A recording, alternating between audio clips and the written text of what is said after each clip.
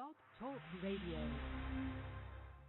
When we look at the culture's idols, we don't say, it sickens me. We say, you're telling him that this guy's music is still okay, and if it wasn't, why in the world would you be up there on stage with him? How can I get that kind of worship? How can I have that kind of juice? It doesn't bother us. We will often embrace these very hip-hop. It is an organized religion. Some go to this place and argue that what we need to do is, when we're in the culture, don't be too overtly Christian. Because after all, you don't want to turn off the culture. And one thing you got to understand, the devil always demands a sacrifice. You need to become a man, and you need to start doing things that men of God do. Because this stuff is so much garbage, and you're going to, smile at this guy and get on a stage? Be men. Act like men. Go out and die for something worth dying for. What message are you sending? One of purity? One of power?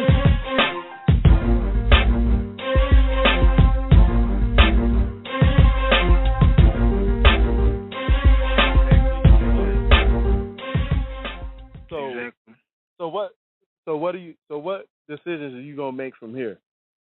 You know, man. Hold up. And this just came up inside my head, man. What's that? Fellowship is not pressing retweet on a good quote. Exactly. That's not fellowship. Who said that? Who brought that? I want to say Unashamed Impact, because I feel like that's where it'll come from. I don't know. I just feel like that. I feel like that's where it'll come from. You know, I had a feeling that something tells me like Unashamed Impact. I'm just thinking that. I don't know. I'm assuming that. Cause man, go ahead, bro. I'm just listening. Yeah, and actually, I was really thinking about Unashamed Impact when I said that, because that's what I see. Like when I hashtag in the search bar Unashamed Impact, all I see is just retweets. Every time, oh, this is the real fellowship, come join us. Man, I actually seen a tweet from the girl that runs it talking about she feels like that every time she gains a follower, Christ gains another soul for the kingdom. And I was like, what? So that means in your logic, when you get a follower, Christ wins a soul to the kingdom. Right. What does the Bible say? Let's go back to the word. Let's go back to the word, Moses. Well, I can't go right now. My mouse is messing up. But we go to the word, though. I'm just saying for now. I'm not saying I'm going to read the word, but I know the word says a different way, then we shouldn't be doing that in the internet, like the modern society we're living in. Like, you don't save souls online because you told them what you know. It's better to save a soul in person, because you know them personally. You get the intimate, relationship, talking about things, and you get close to them and know what their life's about, because they'll tell you the whole lifestyle. Because, there's a lot of things personal you can't just get out the internet that you might just learn, but then it's something personal. You can't get to that information that's close to them in person. You don't just get that. Exactly. I know a lot of people who did online, because, I did online too, and I met a lot of different people out there who are very good people. But, in person, you meet them more better than online, because you know their attitude, you discern them more better, you get to see what their backgrounds are about. You get to know them a little bit more better than online, because you can't feel their feelings, you can't tell what they're thinking, you can't tell how the reaction is. You don't know nothing about that. That's just so much. It's just so little much you can know. And offline, that tells you a lot more, and that makes a big difference. You can't say you're ministering to people online. It's better. That's powerful offline to minister to people who need you. See that? You know what I'm saying? Like, it's just better. You don't just take that offline and don't think that's okay. Well, I'm not gonna see them anyway, so let me just keep retweeting who I like and whatsoever. And I remember very clear that I think it was you or Don on Ward that said, let's get Unashamed Impact more likes and more retweets. Let's make it grow. Like, I'm thinking, like, what does this have to do for God? That's not for God. I think that's for her. Because I feel like, what does it have to do with anything? Let's get more retweets for Brittany Moses. Like, I'm sorry, but that's not, I'm not sorry. That's not right. You're not supposed to get any retweets. You're supposed to get it for Christ. That's not for Christ. It's for you. So what is that doing for anybody at all? That's just giving you, what's that word? I just had it in my head just now. That's giving you credible. That's more giving you a credible look for you. You know what I'm saying? Like, exactly. You just, I mean, just the way I look at her and look at anybody that's a believer, you're just a liability. You know what I'm saying? Who are you? You know what I'm saying? Who are you in Christ, the God? Like, you ain't nobody without Christ, so who are you to say you need all this attention to say this is for Christ, but then ultimately it's not teaching the meat for the word. But I think a lot of them on spiritual milk, honestly, because a lot of them are young. You know, and you remember you talked about what you saw on that page you sent me. What was that page? You sent me that girl was 17 years old teaching a fellowship for girls how to do what? What was it about? I remember reading that since she was 17.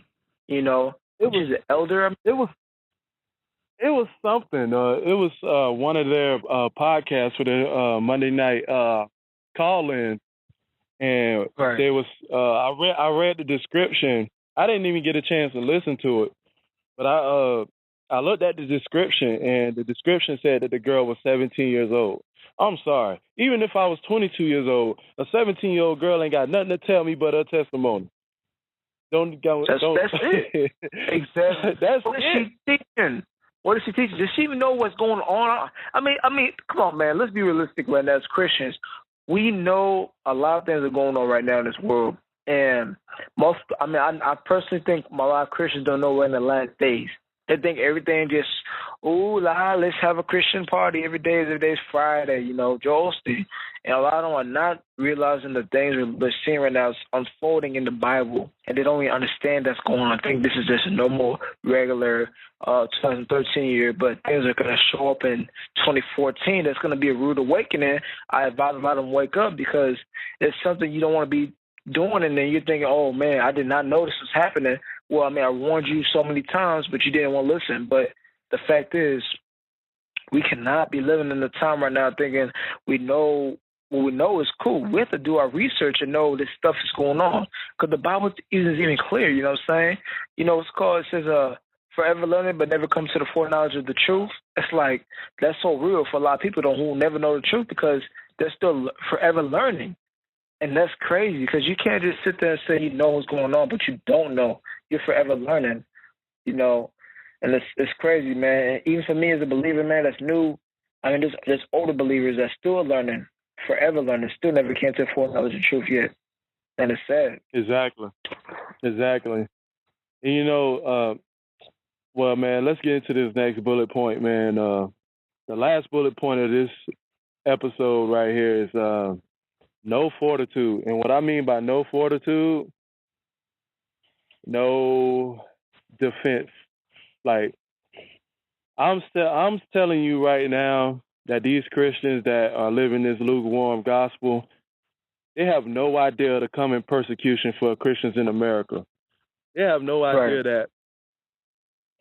They have no idea that their street pass is being jumped by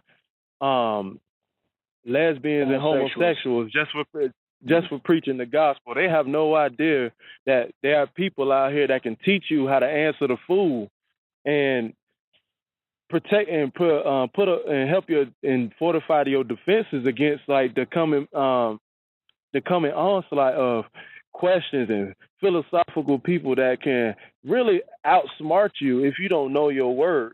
It's going to come a time that we're going to be